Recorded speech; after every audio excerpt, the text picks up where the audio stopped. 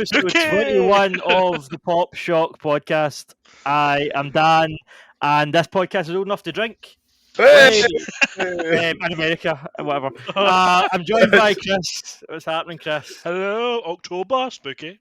Spooky season. That's all I'm gonna say. We're not doing a horror episode. We will at one point, but this isn't Massimo is down at the bottom, and it's been a while since we've seen the glorious Stallion. How have you been, Mass? I'm back. I'm intermittent appearances now, but I'm definitely still alive and not being puppeted. You're a busy boy, sorry. Well, that was me puppeting you. That's a visual joke for audio people. Great. Saying, you, although we haven't maybe spoke in a while, you have been appearing on the channel because I've been uploading legacy episodes. So In that case, I've been here the whole time. I've been at the top of the show, I will say, go and listen to the episodes that got uploaded recently. There was one on the best Spider-Man comics and one on the best Batman comics. I ignore the fact I was in a completely different background at that point because I totally wasn't. I totally wasn't. Don't worry about it. It's fine. He was still. But what generally though, like, I see when I was editing those episodes, what was interesting was we recorded the Spider-Man one before No Way Home, and we recorded the Batman one before the Batman. So see, hearing those now after having seen Spider-Man and the Batman, it was quite interesting. And weird enough, like I don't ever think I know what I'm talking about on this show. Like I just bullshit, right? But see the Batman episode, I called everything that happened in the Batman movie. Like see the scene in La La Land with Catwoman, I was like, oh yes, will probably be in the movie. It was the exact same. And then about for year one, like I was pointing something specific for year one with Jim Gordon that they literally did in the movie. I was like, oh my god, if you predicted that whole film just by chance.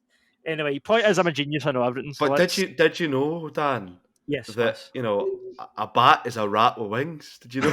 It's a pigeon. That's a pigeon. Why did we still? I still can't get over it because I was like a pigeon. A pigeon was. I was in the cinema. That's a pigeon. Yeah. That lesser known Batman villain. So we're going to dive right into the show because we do have a bit of news to get through, and Massimo's one hungry boy that's not had his dinner yet. I am. You might see me not off my arm in the middle of the episode, but don't worry about it. It's fine. The plan is we've got a few news stories to hit. We might not go too in detail on some of them, but we'll just see as we go. Then we'll catch up on what we've all been watching and playing and shit, and then we will do our topic for this episode, which is our perfect movies, shows, games, 10 out of 10. Why do you love this thing? Justify your reasons for why you love blank so much. But I will get there. And when you said that was fucking gorgeous. Ugh, I love that. That's what I said. Courtney says that's what I did holiday. Apparently we were in Berlin on the boat on the River Spree, and it's quality in Berlin. They love their beer, so they've got big beer taps on the boat, right? Uh-huh. So I got up to the bar. And the German guy's like, what you want? And I went, 2 lagers, please. But apparently I sounded like a proclaimer. Apparently it was like, 2 lagers, please. Apparently that's how I talk when I'm on holiday. I don't know. Apparently I go more Scottish. I'm Scottish. No chance of understanding me. I think that's like my professional voice. Do you know what I mean? Because like, I don't know. You sound like a proclaimer. That's your professional voice. You've got own this show. I think I found a happy medium because see in real life I just mumble and talking all the time. So I do think it's nice to find a bit of balance so that other folk can understand. If you're from America and you can understand what any of us are saying, well done, and let us know in the comments. Exactly.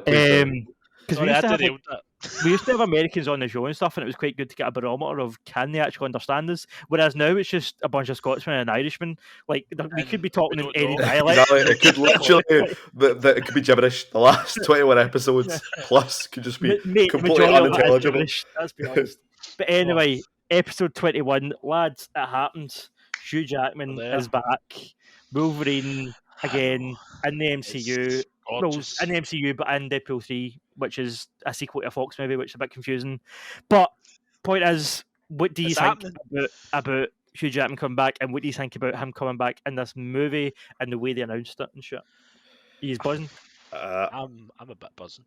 I'm extremely buzzing. I think one thing I immediately was thinking, this is the yellow suit time. But see, the more I think about it, I'm like, probably not.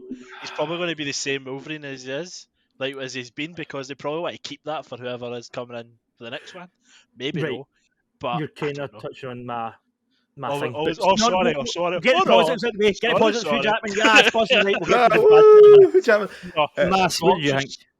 I loved the announcement trailer. I thought it was very on. It was very on brand. Both the trailers that were released. The one that was the explainer, and then the song. The Jitterbug. It's great. Wham. And obviously the main kind of teaser where you have Hugh Jackman walking up the stair. I thought it was great. I had to do a double take because I was like, "Is that him?" Yeah. Did you pause it? I paused it. I was like, what? Is that not him? I was reading a few things before it, like before the video came out, that was like, oh, he's back. And I was like, heard that, mate. Heard that bullshit. And then the video went up and I was like, no way, man. And so I saw it about 1 o'clock in the morning on Twitter, and I had to double check it wasn't April Fool's. Just in case. Well, that's the thing. God, like most of the things, I was double checking the sources because, like, you seen it in a few of these kind of like fringe comic websites first, and you're like, that could be bullshit. And then like IGN and GameSpot are putting up, and you're like, hold on a minute, like that could be true. And then I think it's a really good opportunity for the MCU because assuming as we know, Deadpool 3 is in the MCU as we know. However, we don't know how heavily it's connected. We don't know if Deadpool 3 is going to be entirely set. So I have a theory, which is that half the film is not set in the MCU and half of it is. I'm with you. That's or it's why well, for me personally, it does not make any sense for them just to randomly appear within the MCU universe, especially with the fact that there is a backlog of characters who've already appeared in Deadpool who haven't appeared in an MCU film yet. You know, Colossus, Negasonic Teenage Warhead, Cable, all X-Men. All of the X-Men who are in the side room at the expansion. All those characters are canon within that universe because it's a Fox film or was a Fox film. So I think that they could go complete balls to the wall. We're like, oh yeah, nah, fuck it, doesn't matter. Who cares? Fox who, whatever, and then you get Deadpool and you get Wolverine immediately in the universe. But I think it could be quite interesting because there's a very similar positives of the way. I think it's great, fantastic, really love it. Unless anyone wants to say, I think I've got a theory as to maybe how they want to introduce it. Unless Dan, you want to say your piece on it, and then we'll circle back around to it. I just wanted to touch on a couple of things, like the kind of notable thing that I noticed that a lot of people seem to be glossing over. In the original video, the announcement video, Ryan Reynolds says to Hugh Jackman, "Do you want to play Wolverine one more time?" Yep. So that implies this is one and done. Like, it's not him coming back to be Wolverine in the MCU or anything like that. It's just a one-off. That part of it is curious because see the way that they had Professor X and Doctor Strange as Patrick Stewart, and they had, John Krasinski as Mr. Fantastic. The thing, although I enjoyed that scene for what it was, the thing that I kind of made my brain go, what's going on here, was the first time that you're introducing Professor X and Reed Richards into this universe is in another universe using these actors, one of which you've seen before and one of which was like a heavily fan-casted, role. So they're now, by rights, they're probably going to do Deadpool 3. Well, who knows what they're doing with their schedule. But if Deadpool 3 comes out before the X-Men debut in the MCU, we're also going to see Wolverine in the MCU before whoever's playing him in future comes into it. And I think that's messy. That's the part that I'm like, I don't know if I feel about that. That actually links into what I was going to say before you go. So my thing is, have you heard of a comic called Old Man Logan? Oh no! Yes, Old Man Logan, with the Logan being an old man. Yeah, I've read it. Yes, that one. Yeah. Exactly, and Weird Hulks and a blind Hawkeye, etc., etc. Pretty fucking fun comic run. In that comic, the way how that version of Wolverine, because for a time Wolverine was dead in the comics. Death of Wolverine happened. He was dead for a wee while. And who did they bring in to replace? Who did they? Yeah, I got covered in adamantium, and then his bones were also poisoning at the same time as well, which is why he wasn't able to heal it off, basically. What happens is after the Secret Wars event in like 2015, where they basically had to reset the Marvel Universe because of all the planets were an incursion. You know how like we're getting incursions because of Yes. Doctor Strange and stuff like that. There was an incursion in Secret Wars. If you didn't know that, Secret Wars, I actually really liked that run as well. Thought it was fantastic. One of the better event books that Marvel done in the past 10 years, in my opinion. God, Emperor Doom's great. But in that comic, the way that ends is a bunch of the characters who survived it are put into the main into the MCU, such as Miles Morales and Old Man Logan. Yes. So, my opinion, I think we're going to get that. I think we're going to have Old Man Logan, like not the Logan that appeared that died at the end of Logan, but we're going to get a version of that who ends up the same as Ryan Reynolds' Deadpool, ends up getting shunted into the Marvel Universe because of an incursion. I think that's what they're going to have to do. They're going to have to include it some way. There's got to be a multiversal plot. Multiverses are big, and Deadpool is definitely going to lampoon the idea of multiverses. This is similar to the theory I had, but mine's is slightly different. So at the end of Deadpool 2, he had that device that was taking him through time, and he went back and saved Vanessa. I figure that if messes with that enough that it ends up multiverse travel, not just time travel. Exactly, yeah, that makes sense. Yeah. And like you're saying, Mass, I reckon the first part of the film, maybe the whole film up until the last act, will be in the Fox universe, will be in that Deadpool as we previously know. So that I think, I don't know, right, but I think this movie was probably in development before the Fox deal went through, and those ideas were probably following on from Deadpool 2 in that universe before they knew he was coming in the MCU. So I reckon they're still going to make that movie.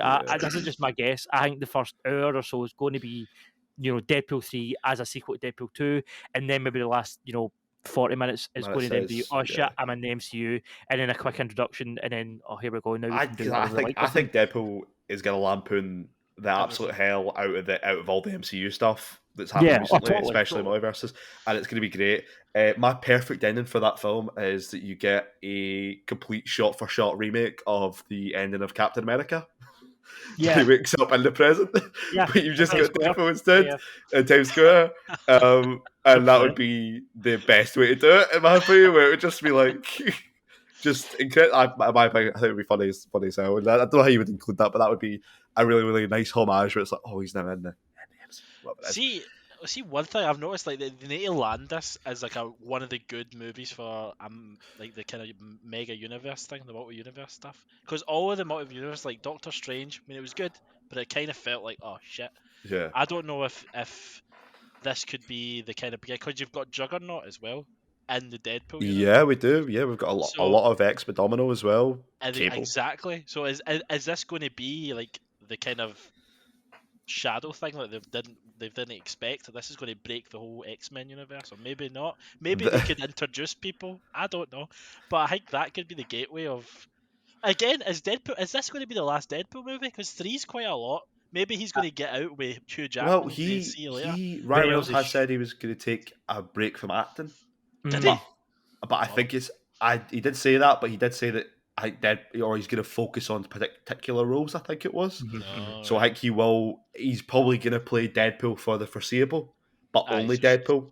It's not going to be like he might just be taking a break from acting. He's going to appear in a few films. I don't think there'll be another solo Deadpool film for a while, but he might appear in other films alongside of a bigger cast, in my opinion. Also, in the trailer, we get to see an X-Force suit as well. We get to see the black and grey X-Force suit. Exactly. Where he's on the toilet, which I think people keep missing. I've heard nobody talk about that. I'm like, there's so many storylines that shoot off of that are great. But I'm really excited for it. I really hope they do it well. Like the last couple of movies, like even the Spider-Man movie, I thought that was great. But like I was kind of getting enough with the whole multi-universe stuff. I was like, what? You're basically just doing a window and then you're closing it and nothing's happening from it. I think it's like, what's the point? We'll probably talk about it in a bit. But in my opinion, I think that who would have thunk it? The only person who could save the MCU now is Ant-Man. Oh fuck! That's literally at the moment for me. Unless Wakanda Forever is incredible. Ant-Man is literally the last gasp, but it's like everything rides on Scott Lang and Quantum Realm. Who would have thought it? The third Ant-Man film might be. It's so make or break. We sort of touched on something there about this version of Logan being Old Man Logan, like you're saying, Mass. But the thing is, I don't see that happening because in the second video that they put up with Jackman and Reynolds before they did the the Wham song. They said, the defendants said, like, we know you've got questions, we're not touching Deadpool 2. And then Reynolds makes a point of saying that was set in 2099 or 20, whatever year it is, right? So that to me, and he's like, Logan died in that movie. So that to me suggests this version of Logan is going to be the version between the end of Days of Future Past and the guy we see in Logan. This adventure is going to take place in between. I don't think they had to do that because they didn't do that with Professor X. They didn't explain what version that was. So I don't think they have to explain what version of Wolverine that is, but it looks like that's what they're doing. But my thing as well was, so I completely acknowledge that point. It's an excellent point. I think it could just be a variation of Old Man Logan. Either that or it is a version, as you said, Dan, with a whole time travel device that's been ripped out of time. Yeah. Like it's like a one from either like after X-Men Origins or between X-Men 1 and like however, do you know what I mean, that kind of thing? Well, that Wolverine makes an appearance. X-Men Origins Wolverine makes an appearance. At the end of Deadpool 2, yeah. That because he's already messed with the timeline at that point. He chopped his other self's head off, which means that possibly Logan wasn't shot in the head by Stryker at the end of that film.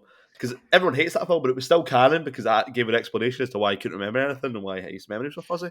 But I don't know. I don't think, to me, it doesn't matter. Like, to me, Hugh Jackman coming back is like fan service for the fans.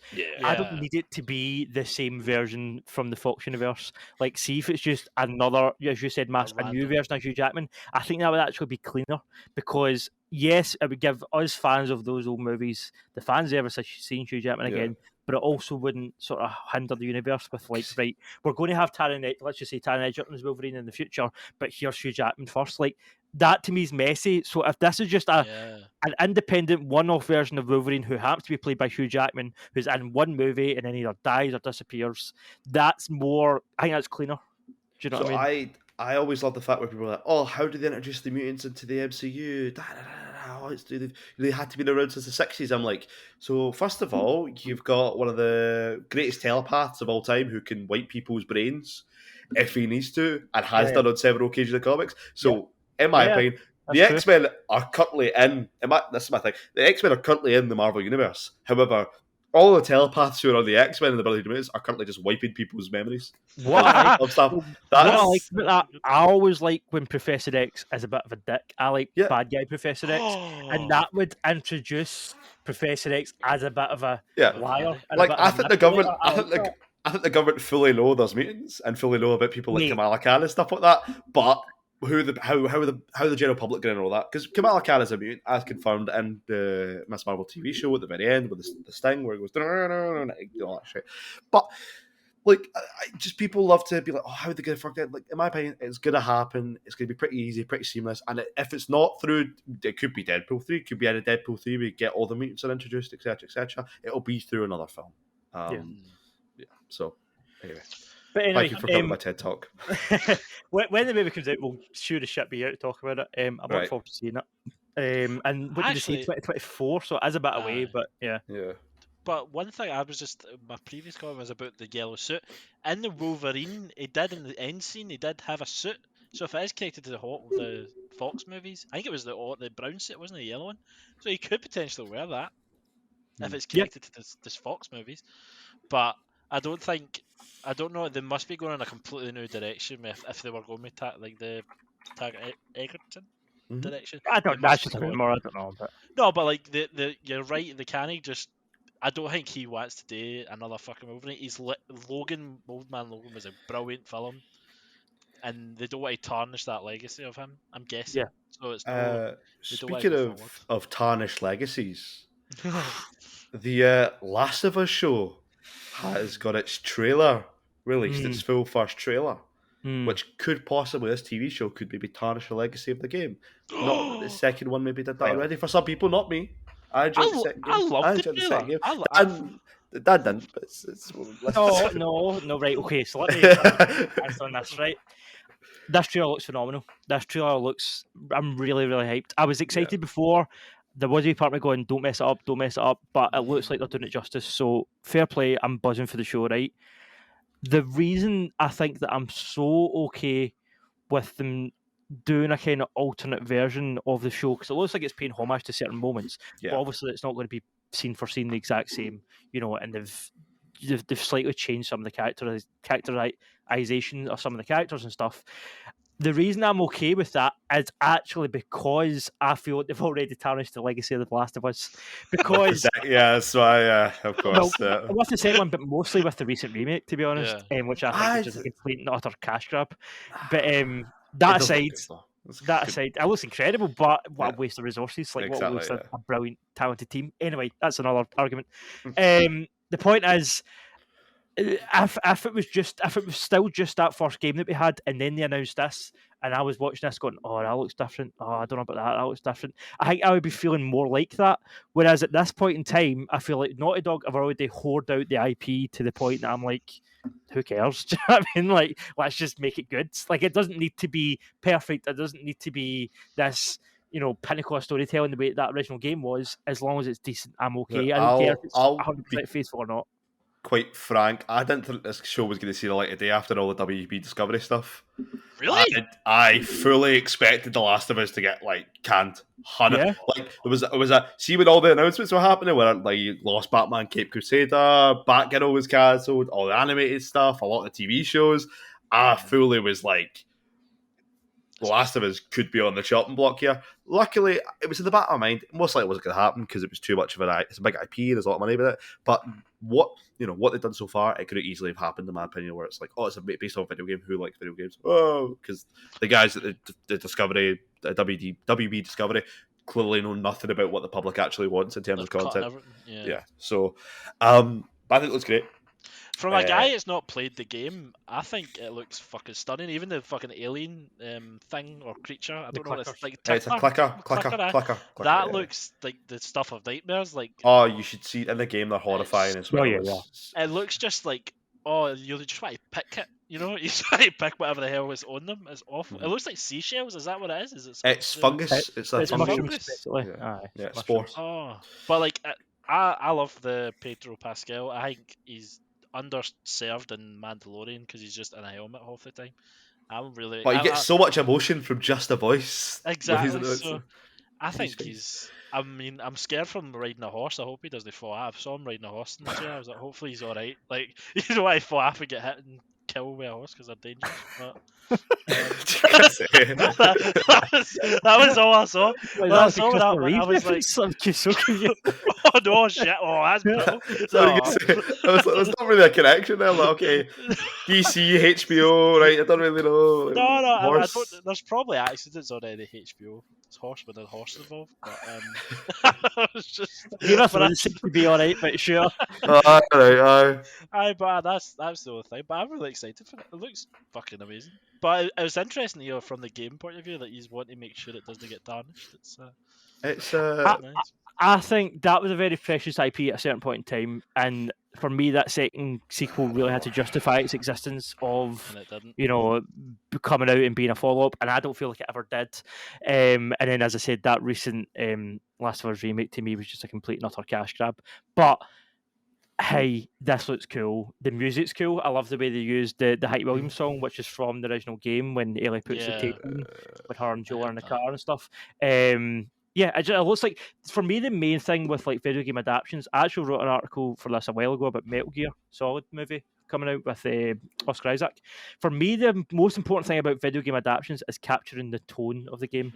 Like, you can't make games last 20 hours. You can't make, I guess you can do 2 seasons of 10 episodes and do 20 hours if you want, but if you're doing a movie especially, you can't include everything. So for me, the main thing is capturing the tone, and this felt like the Last of Us universe.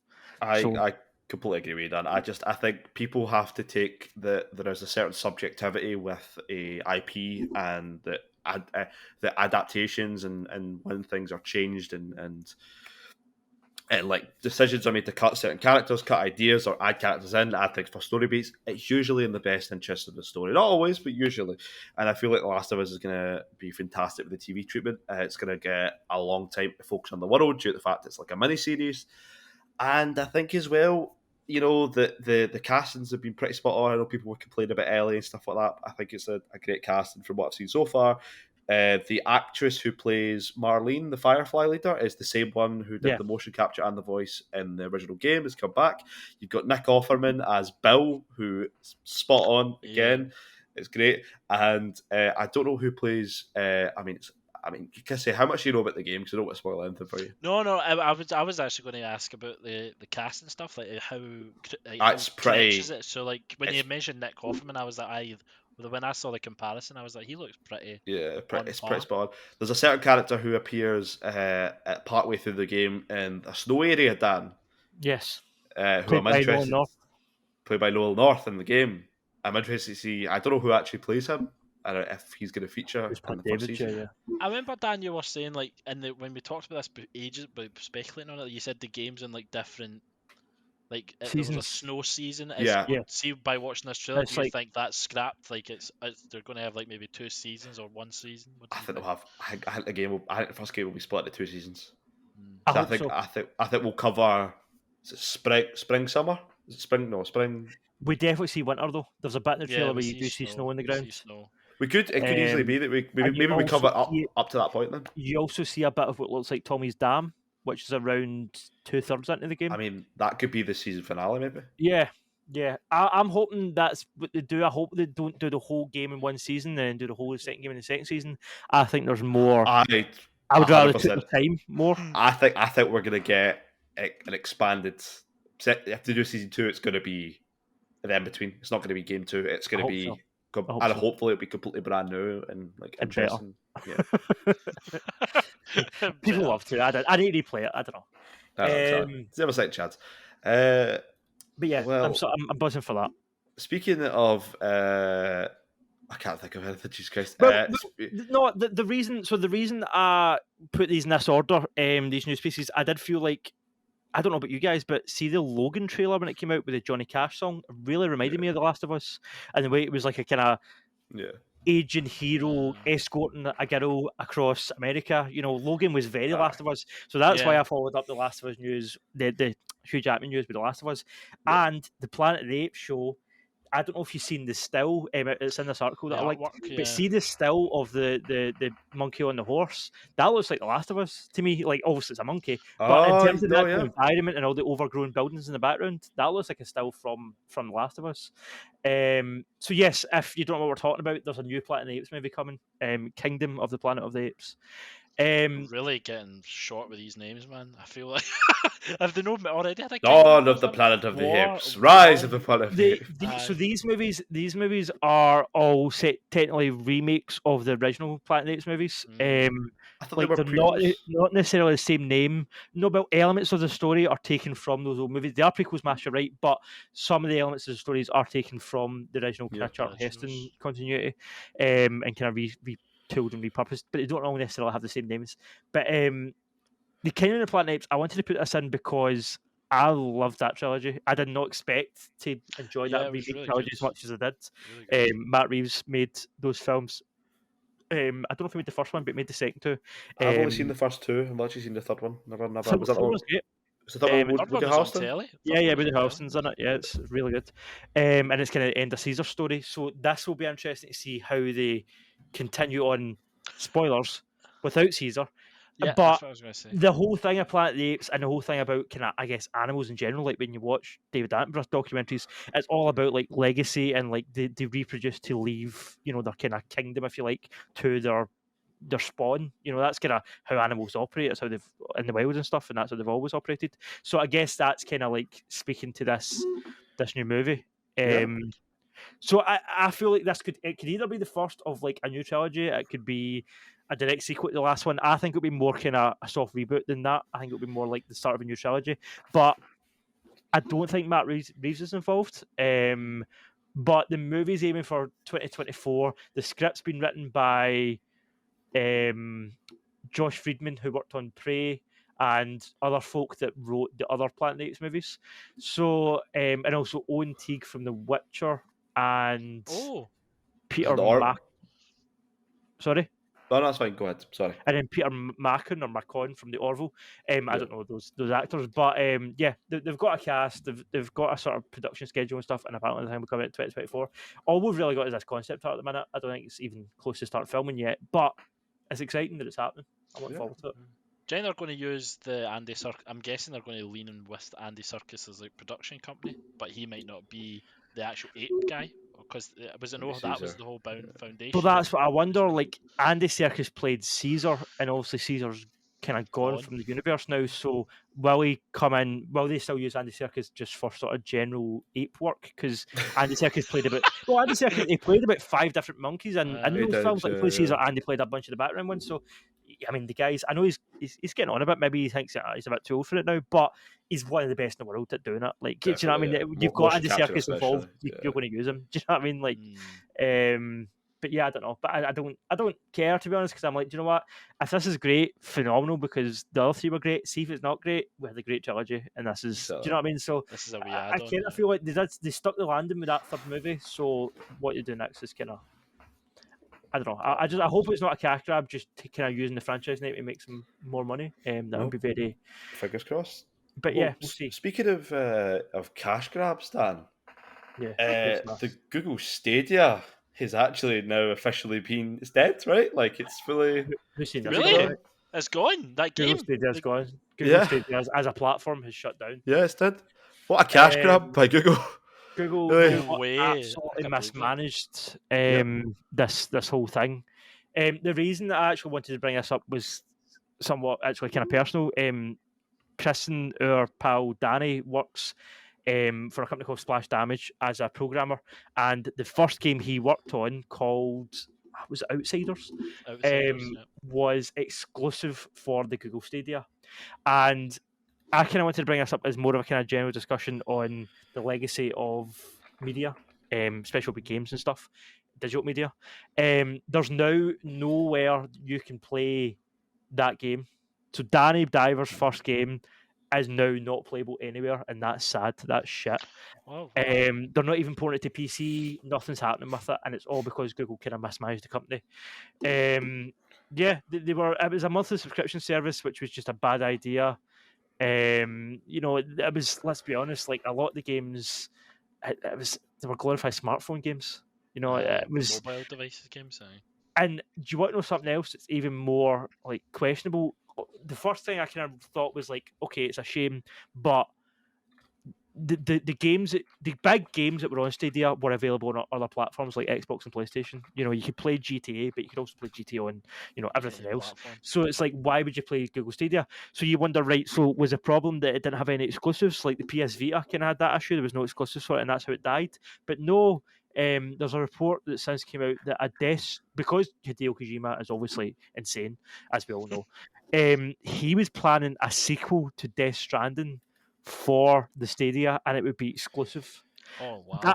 Imagine the enormity of that sort of sale from. I mean, I'm a Kojima nut. I would go out and buy a Stadia just to play this game. Like, there's already a sale right there. Do you know what I mean? And it's like, how did they not see? The kind of potential. They just absolutely threw it away, mismanaged it, and sat on it, didn't do anything with it. And now you hear they're knocking back kind of potentially successful exclusives. It's just, and also I feel sorry for people that they've paid their subscriptions. People, the select few people that have invested in this console, what they meant to do now? Do you know what I mean? They were promised all these exclusives. They were promised this future of the console. It's backed by a company like Google that you think, well, they're a huge company. Did they say they were going to refund? I'm pretty sure some of the purchases or stuff. Yeah, they're like going that. to refund what's left of the subscriptions, and I think they're going to try and port as much as they can over to PC. But it's like that's it's so pathetic. It's like flogging a dead horse, man. That's them just kind of getting rid of the dead weight and going, oh well, sorry, this failed. Let's just put it on other people's shoulders. It's terrible. It's sad, man.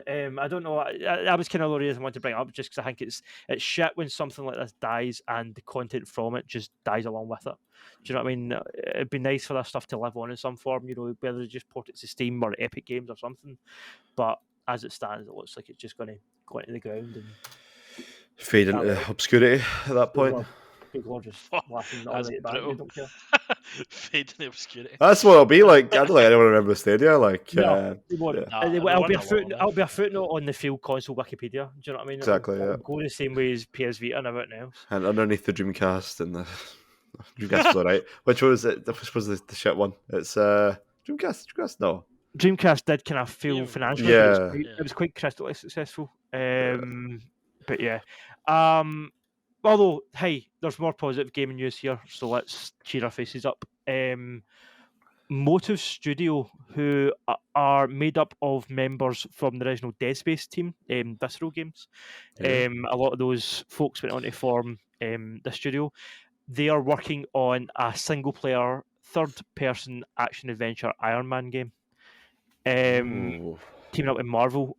Now, there's not really much to go on. There's like a kind of concept image of Iron Man standing with his chest piece lit up, and we know it's been developed by this team. What do you make of this? Because I think we should kind of like also point out we've just had that shambles of an Avengers game from Square Enix, Yeah. and However, we had that good Guardians game from Square Enix as well. we did, and we've now got that Captain America and Black Panther game, which talking about Visceral Games, Amy Hennig, who made Uncharted, talking about Naughty Dog, when she left Naughty Dog, she went to Visceral Games, and they started development on Star Wars 1313, and then that went down the drain. But Star Wars 1313, as well as that Captain America and Black Panther game, are being developed by her new studio, Skydance. So it's interesting that two ex-Visceral Games employees are now working on big licensed Marvel games. Also, given the pedigree of their kind of horror roots, it's interesting, I think. That's what I was going to. Did you hear what they were saying about, how people were saying? So I think it was, I can't remember who came out, and it might have been on the Insomniac side, but they did say that they aren't trying to make a MCU style gaming universe. Mm-hmm. Like it's something they're actively avoiding doing at the moment, I think, especially with all the properties that are coming out. I can't remember. I seen an article about it. I really wish I could link it because it's very relevant. See, that to me seems like a missed trick, because when you played that Spider-Man game, right, that was like the way what Iron Man was to the MCU. To me, the Spider-Man Insomniac game could have been that for the gaming equivalent of the MCU, the MVU, I guess. Because you had Spider-Man climb up the side of the Avengers building in Manhattan. Yeah, she did. Yeah. And they even had a wee explainer of like, why is there no Avengers here? Because they're off in the East Coast or something. Sanctum Sanctorum as well as in the game. You've got the Wakanda flags as well that appear, like the Daredevil's Church as well that I think they specifically reference. Matt Murdock's business card. Yeah. They did miss a trick then. So apparently, Marvel exec Bill Roseman set the record straight as part of an interview recently, which came after all these game announcements, saying the world is amazingly very familiar and accepting of the multiverse. We have all these different realities. Now they're all real, and we want to give everyone the freedom to tell their story. That's such a corporate answer. We don't want to say you can't make money. We don't want to say you can't blow up the moon because that this game over here by another studio needs the moon. We want to give everyone the freedom and the clear lane to tell their story. So, well, that's dumb. You should have a Kevin Feige. You should have somebody overseeing all these games. So I'm assuming what it means by that is that all of the studios, different games aren't connected. But I take from that maybe the Wolverine game and the Marvel Insomniac game are probably going to be connected. Yeah. Like I don't think that's exclusively stopping a game universe, shared universe of games to happen if it's done by specifically one studio. Yeah, I think it's more that all of the games across different studios aren't going to have their own connected universe, unless maybe like multiverse stuff, I guess. But the connective tissue, I realise that these are all independent studios, and they might even have different publishing houses and stuff like that in terms of a game industry perspective. But the connecting tissue is Marvel. Marvel are the company licensing all this. They're the shareholders, are the business owners. There should be somebody assigned to all of these projects, like a Kevin Feige. And I'm not saying it has to be like you have to have Spider-Man showing up in the Avengers game or something, but see just like wee nods, like see how they're doing the Black Panther Captain America game, which is like set during the war. You could have Spider-Man being in the library, and there's happens to be a history book, and it mentions some of the events of that game, like just a wee Easter egg like that, just to give us a nod and be like, oh, that happened here as well. That's all it would really take. And it's like, why don't you just do that? It seems to me like laziness, and it kind of seems like that answer about letting companies be creatively free and having a multiverse and that's just like lazy corporate bullshit. That's just not giving a shit and just hoping that people don't question it. I mean, it's interesting that the only thing I'm scared of is because it's from Motive Games, it's connected to EA. So EA's always got a bad rap, but at least they've done. I think they're the company that is producing the remake of Dead Space. Is that right? Yes, EA are. Yeah. So they've got that goodness, but I'm just kind of scared in case. Like, have you ever played the original Iron Man game that came out like in I've not. 2009? No, I heard it was the one that garbage, was, yeah. but I've not played It it. was absolutely garbage. So it's like Iron Man's kind of a hard character to kind of make a game out of because you're just you're kind of like the Superman games where you're just kind of you're Flying is in quite boring. armor. Yeah, Yeah, you're flying. You're not like with like Batman fire or and anything. web's way more Exactly. what's it called, interactive than just flying about. Yeah. And also, there's a chance of failure. Like if you miss a web, you're going to fall. I remember in Spider-Man 2, the very original, if you missed a web, you died. There was no like, buildings. like the Insomniac one didn't really. It kind of saved you. But I remember in the 2002 one or whatever, you died if you buggered up. So it'll be interesting to kind of see the kind of take on this. I'm interested if they want to go on a more story. See, when you said horror, I don't know if you meant it. If they were going to go on a horror route. Take maybe elements from Man. like extremists and stuff like Yeah. that, and like all that kind of stuff. Do you know what? I don't think they will, but I guess they could. Like, it's not out of the question. It would be interesting, but I don't know. I've seen them just going more kind of straight ahead. Iron Man action. It does say it's an action adventure game. It doesn't mention anything about horror. So I think they're going to sort of stick with that. But hey, we'll see what happens. I mean, it's a big IP and it's third person. And see if it's the same team doing the Dead Space. Maybe it is kind of like restricted armor, and then like they're like kind of he's upgrading his armor even as you go forward and stuff. Well, like they that. could certainly do that with the intro sequence. Like if they do the Origins Iron Man, that like in the Robert Downey Jr. movie, you've got the original armor version Mark 1 and stuff. You could have that kind of clunky slow armor thing, I guess, with that. But yeah, I mean, the biggest thing with that is you have to make sure all the armors play differently. Yeah, exactly. Because otherwise, you've got like skins. Because like that was the good thing about Insomniac Spider-Man. Like they could just be skins, but you also had specific abilities that were tied to the suit. Yeah, that was cool. Obviously, you could take apart, but like like that idea is gonna go. I also think the biggest thing, or one of the most important things they need to nail here, is the characterization of Tony Stark.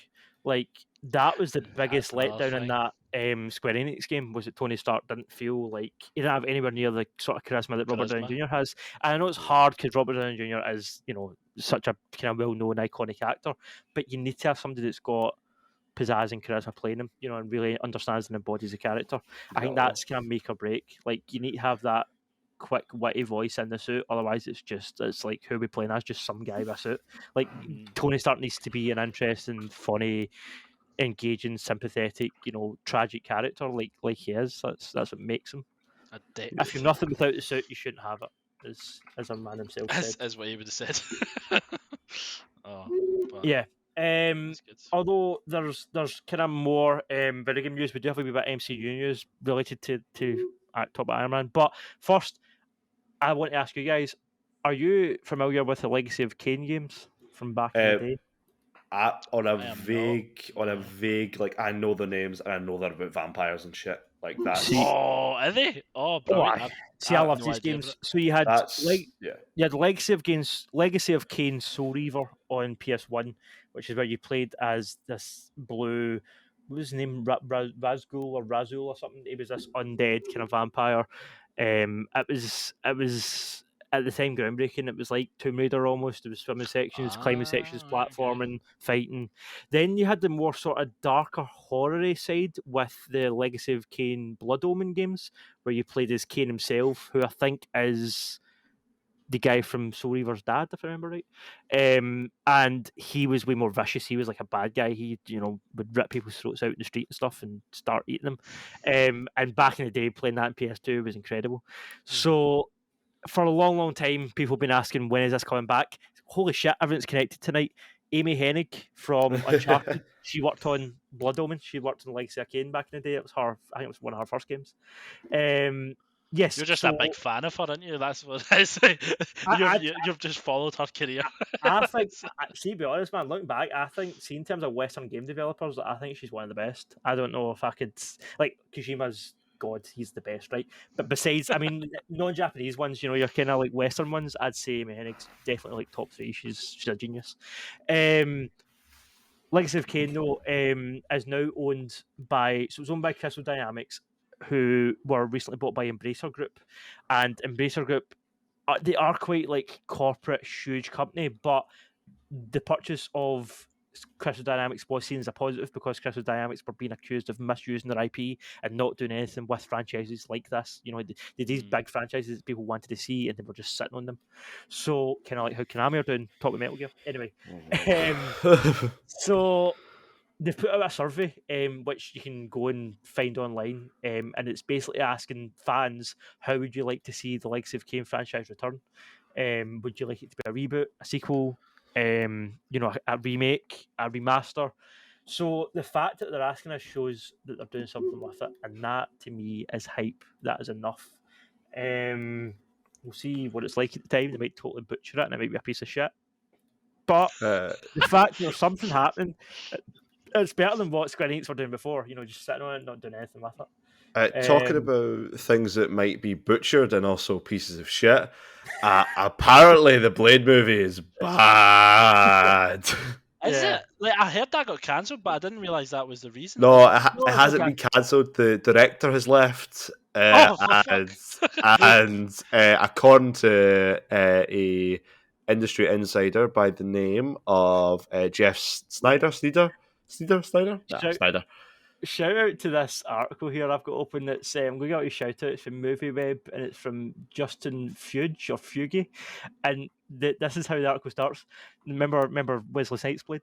So the article starts. Some motherfuckers are always trying to ice skate uphill, and ice skate uphill is exactly what Marvel is apparently doing when it comes to their Blade reboot. It's a phenomenal intro. It's a phenomenal intro to that. I wish I'd wrote that. That's good.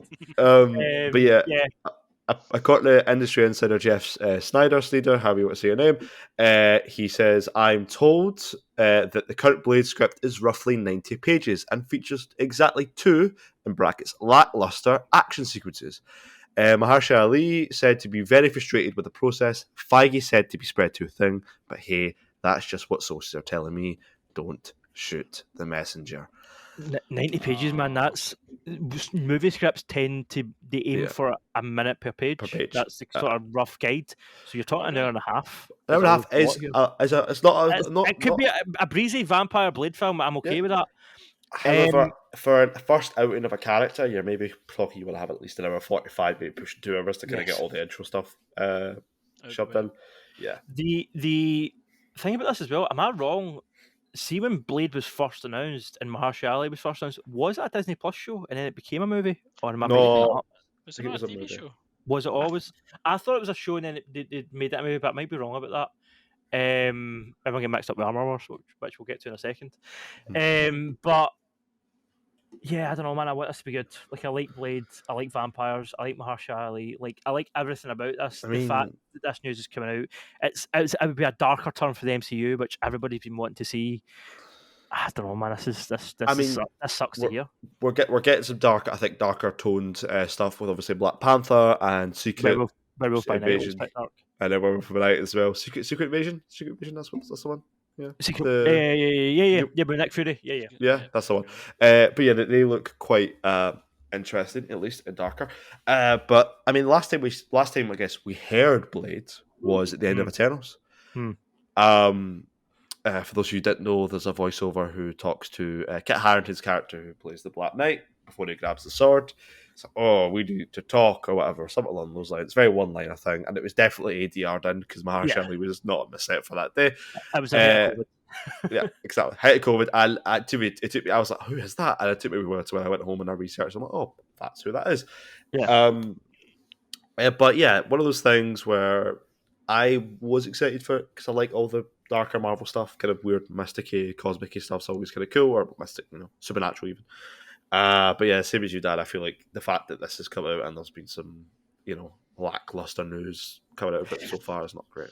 Especially because the thing with Blade is everybody was like, right, how are you going to do Blade in the MCU? You need to make it rated R. You need to have blood. You need to have, it's a vampire story.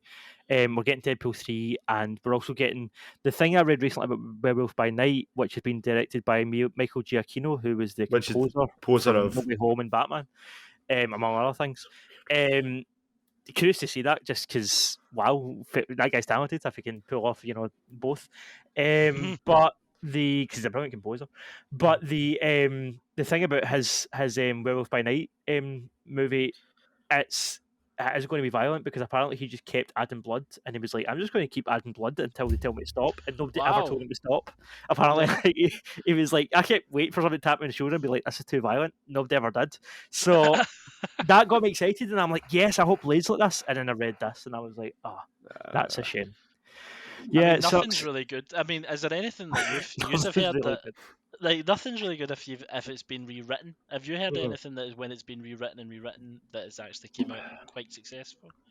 Like I'm just thinking, I was going to say the Snyderverse at one point. But I don't know if that was. Was that rewritten? That was rewritten. I think Stallone did the script in like 2.5-3 days, and then it was mostly rewritten by studio execs to make it depends better. what you mean by rewritten as well. Like, every script, you should do at least 10 drafts. Do you know what I mean? Yeah, like, exactly. especially if it's a movie of this scale, like, it should have been rewritten a bunch of times. So I don't know if rewriting is the problem. The problem is, I mean, I know that Marvel like to plan ahead. They're owned by Disney. They're a huge company. They've got investors, but they brought in a huge kind of desired actor at the minute in Hollywood, Mahershala Ali, an Oscar winner. Do you know what I mean? It's quite a hot property. You've got one of the Blade was the first kind of big cinematic black superhero, so there's quite a lot riding on it in that sense as well. And like I said, it's one of the MCU's first kind of turn into dark territory. So there was quite a lot to look forward to here, and there's quite a lot riding on it. And to hear it's this bad, I don't know, it's really disappointing, to be honest. It's unfortunate, to be honest. I mean, it's hope. There's still hope for it. I'm really excited for it because I loved that, even though they were really campy. The Blade Wesley Snipes, I really loved them. Like they were quite disturbing to watch. Like I remember one that was like a vampire in a bath. No, but it was a vampire in a bath, and I was like, oh, that's awful. That's disgusting. So I was really looking forward to see some of that with this Blade, but to hear all that kind of the blood sprinkler scene still stays with me. Yeah, the opening. The opening of that film is a fucking. Yeah, that is quite. So the last sort of MCU update we've got, this is actually on behalf of Jared. We shout out to him. He put a thing in the chat today. So we were speaking about stuff that started off as shows and became movies. Allegedly, Armor Wars is now a movie. People were questioning when Marvel laid out their Phase 5 and 6 thing. Chris and I did predicting Marvel Phase 5 and 6, which I'll link below, and you can check that out. But in that list, we had Armor Wars down as a show. Allegedly, it's now became a movie. Armor Wars will be a film, and there's also rumours that Paul Bettany's Vision will return in it, which I think that was something else we were speaking about, Chris, on an episode, like where will we see Vision again? And allegedly, Sam Rockwell is also said to return as Justin Hammer. I love him. Which is a big thing I'm buzzing about, because best thing about Iron Man 2. One of the best things about Iron Man 2. To me, Sam Rockwell is one of the best things about He's In. I love Sam Rockwell. I think he's one of the best actors working. And I really feel like he was underused, in the MCU, as is the case with a lot of, actors. I mean, he kind of just got shunned after like 2. Last time we saw him was in the All Hail the King one shot, where we saw him in prison, and he was so Ben Kingsley, and then also in the same prison was Justin Hammond as well. And it's canon. It counts. It exists. Is he like? I always thought he was kind of not as threatening. Is he like that in the comics? I always wanted him to be more. Justin Hammer's like a kind of joke. He's more of like a hack. He rips off ideas, but he does become a part of the Dark Avengers along with. He does. So in the Armor Wars storyline in the comics, I believe, Hammer takes over Stark Industries, and I think then takes over Shield because a subsidiary of Oscorp. Yeah, because that's when you've got Iron Patriot, it's Norman Osborn, Hawkeye is Bullseye. It's all basically Stark Avengers. Venom's on the team, some serious shit. But Hammer at that point, Hammer Industries took over Stark Industries and then became the supplier for Shield. I'm pretty sure. Yeah, as well. So. There's a lot to play with. Sam Harrison. Is it Sam Harris? Sam Rockwell? Rockwell. Who the hell is Sam Harris? Is that a singer? I don't know. God. You don't want to do, Chris. Jesus Christ. I know, it's too late in the day. The last piece of news before we move on is just for us. So I've already told the lads, but I am no longer writing for Keen Gamer. I am now full time freelancing for Fandom Wire. Woo! So for the minute, I'm no longer reviewing games, but that could return if all goes well. But yeah, you can check out. I worked on a video essay script for Fandom Wire, a video about the boys that just went up, and I'm also working on a bunch of others. So if you want to go and subscribe to their channel to see more of my writing, you can, or you can visit Fandom Wire site where I put up list articles every now and again. I will also link, just for anyone that happens to be listening that might be looking for writers, I'm going to link my portfolio below, just plug myself a wee bit. All my work's on my Muckrack portfolio, which will be below. Really, that's the most important piece of news of the day, so you're welcome. Before we move on to our topic, like I said, it's been a while since we've spoke to Massimo, and Chris, I don't think you were on. Were you on? No, we didn't record last week, so that's why we've not spoken to you. What have you guys been watching and playing and listening to? Chris, you want to go first? Oh, I've been saying this for the past couple of weeks. Lord of the Rings. I'm going to get his debut. I don't know if any of you have caught up with it. I need to watch it. I heard episode 6 was great. Aye. 6 fucking episodes. Is that how long it took to get good? It's only got 8. Right. So in my mind, you took 6 episodes to become the show it should have been. But if 3 out of 8 are good, it's technically still okay. Oh god, it's very, very average. Are the first 5 all really slow? It's slow and it just doesn't go anywhere. Like really, I mean, it's really slow. And you're, like, if they why stick are a we landing, showing this? That's what I'm thinking. Like, if they stick a landing, then the 5 episodes before make sense, and then it's a whole. See, to be honest, you don't need to watch the 5. You just need to watch that one. Like, like there's no enough grit in any of those to kind of say what's the point in watching this. You know, doesn't really need to know. But episode 6 was brilliant. Like compared to the last 5, it was brilliant. I wouldn't say it's better than Game of Thrones at the moment, but my question for you, Chris. If it hadn't got good at this point, would you have gave up? Would you have kept going till the end of the season? No, I have like a wee love from the Peter Jackson series that I've just got the commitment to go through with it. I would watch it just to see what would happen. Oh, I've not actually. What? Fuck. Oh! I don't even know the name of the sword. Sorry. Andrew Hill. Aragorn's sword from Lord of the Rings. For our listeners and not audio. It's Massimo. It's broken. Is he going to tattoo the rest of it, or? I've got a second session. Exactly. But... I'm not a fantasy guy, but I heard it's got good, and that's good for Lord of the Rings fans, I guess. Positive, right? Yeah, like I'm a big fan of the films as well, so I am going to wait until it's all out and then sit and watch it. Talk about probably an idea, actually. What I've been listening to, right? I don't know about you two, but I never really heard about the 1975.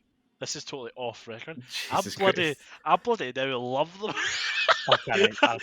God, you're old, Chrissy. Jesus Christ! I can't go in 1975, to be honest. I love it. They're just so upbeat. It's just nice. Not fan. Oh God, we'll cut that. No. I want to leave. Chris, top at 1975. Are you an Arctic Monkeys fan? Oh yeah. Their new stuff's weird. I'm not a fan of I like Arctic Monkeys as well. I actually think I've seen them when they come to when did they release their new stuff? I know they're new. They've got an album coming out. Is it next year? Start next year or the end of this year? There's 2 songs out already. The last album, Tranquility Base Hotel, I thought was okay. I thought it was absolutely fine, which was 2018. That's fine. That's fine. Arctic Monkeys are that band break my heart, because see that first album was amazing. Like I was like, I'm an Oasis fan, right? And I was like, this is the next Oasis. Like, see, after that first record, I was like, this is the next, and then they were just overrated garbage from that point onwards. In my opinion, people like Favourite Worst Nightmare, and people like, I don't mind Suck It and See, but a lot of the Arctic Monkeys back catalogue for me is just overrated. I'm not an AM guy. People love AM. Really? That's fair enough. Okay. I like the stuff. I'm like, yeah. But I don't know, their new stuff. Stop trying to be Bono, mate. Anyway, I mean, it did get artsy fartsy, like from I think it was the hotel and casino one. Yeah, it was yeah. very artsy fartsy, and I was Exactly like, this. oh, Yeah, I didn't mind that's Four Steps to that's bad. Five. That was that's a okay. concept album, but the new stuff, I like the new song that's released. Well, I think one of the new songs. I haven't heard the other one. For the new album It's coming There out. Had Better Be a Mirror Ball, and I can't remember Mirrorball, the one that's just out like a couple of days ago. I've not heard the one that's just out. There better be a Mirrorball. It's good. I like it. Not for me. That's fair. You're old. Right, young boy, what you into? So yeah, I have been catching up with TV a little bit. I've kind of been on a bit of a TV stunt because I've been busy with everything. And I have, I'm almost fully caught up on Cobra Kai, which I don't know if you guys watch that. Phenomenal. You should watch it. I've never watched it, but everybody it's recommended. Fantastic. What if you? I was never a Karate Kid fan. Doesn't matter. Oh no, I love the Karate Kid. Doesn't matter. Like, yeah, you enjoy it a lot more if you are a Karate Kid fan because there's lots of references and callbacks, but it stands alone as such a bonkers mental show that somehow manages to make people who do karate cool, even though we all know they would absolutely be pummeled in real life by all the jocks and other people. Like, karate in this show it's like it's sentiment like, you know, like the Warriors and stuff like that. Like it's like it distills nostalgia. Pure nostalgia, 80s kind of cheese. It's very cheesy. I'm not gonna lie to you. It's got some fun writing. It's not amazingly written. It's not going to be like knock your socks off. However, there's some great action scenes, great martial arts scenes. The characters are fucking great. Like, it's just it brings back so many old faces that if you love the Karate Kids, including, because it's not just the original Karate Kid that's canon. It's Karate Kid 1, Karate Kid 2, and Karate Kid 3. Oh no! They're all canon. However, they do it justice because certain big bad guys come back.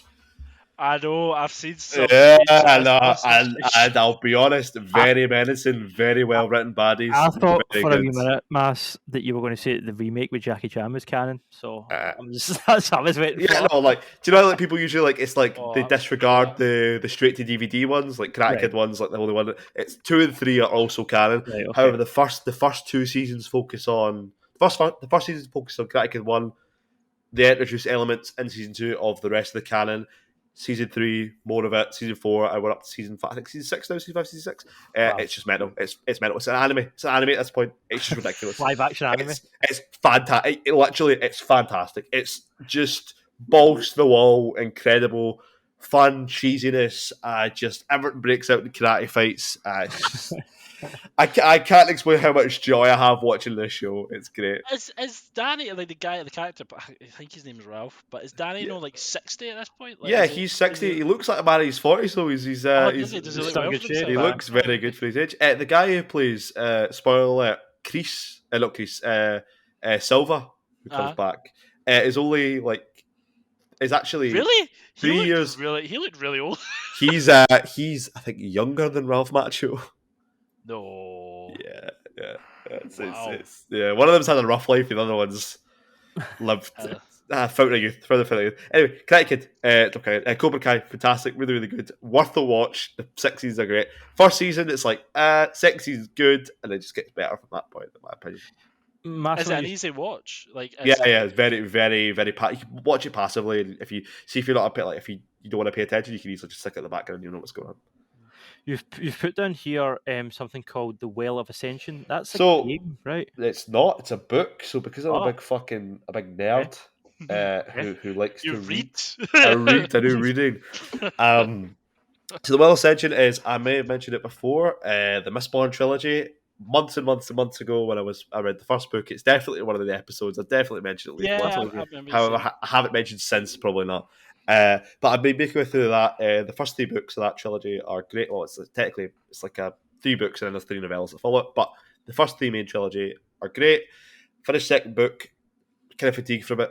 Went back, started reading the third book, and the third book's fantastic. If you like fantasy, if you like plot twists, if you like overarching big fantasy, big stories, it's fantastic. If you like surprisingly in-depth characterization of people for I know that obviously book stuff like that's it's all in-depth stuff like that, but if you want really charming characters that you can easily fall in love with on the page, this is the kind of book series for you, in my opinion. It's also, and let's link it in because pop culture, it's getting a TV adaptation next year.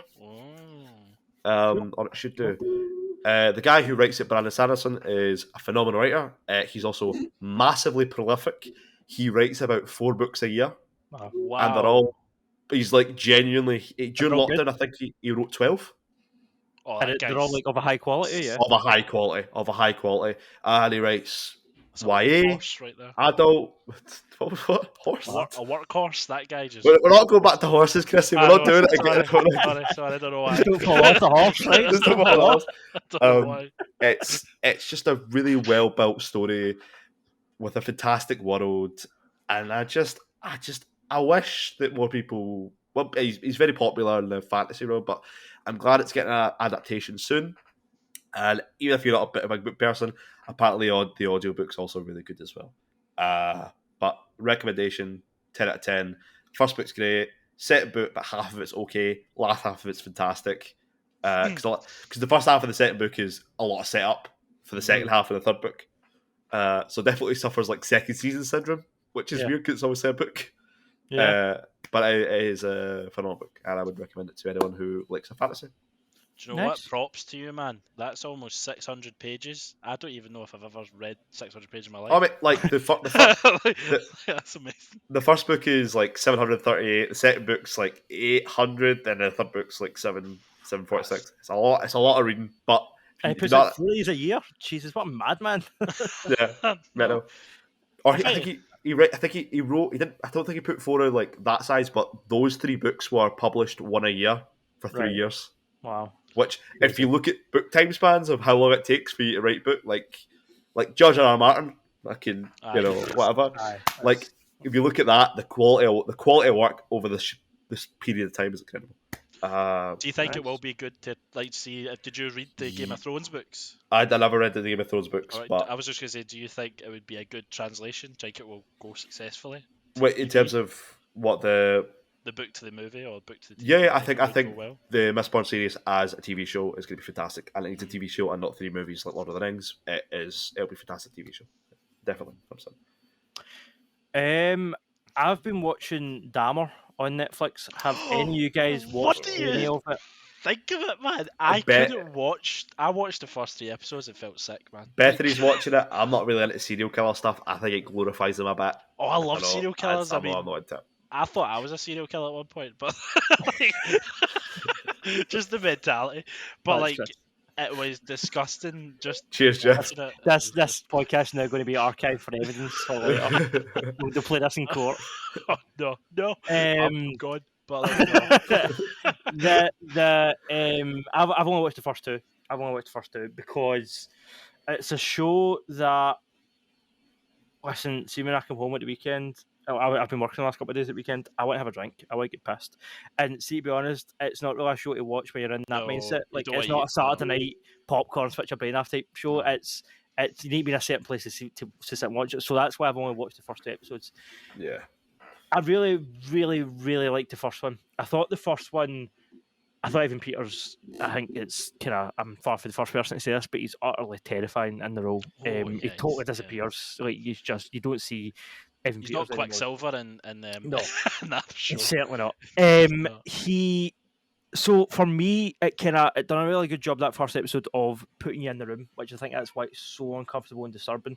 Because I know that more graphic stuff, kind of violent stuff gets shown as it goes on, but seeing that first episode, there's not that much actual graphic violence when you think about it. There's the head in the fridge, and there's a few kind of like suggestions. There's like a bloody drill line. You don't see that much actual sort of violent acts. It's the tone and the implication of it, and putting you in the room and making you feel that horrible, uncomfortable.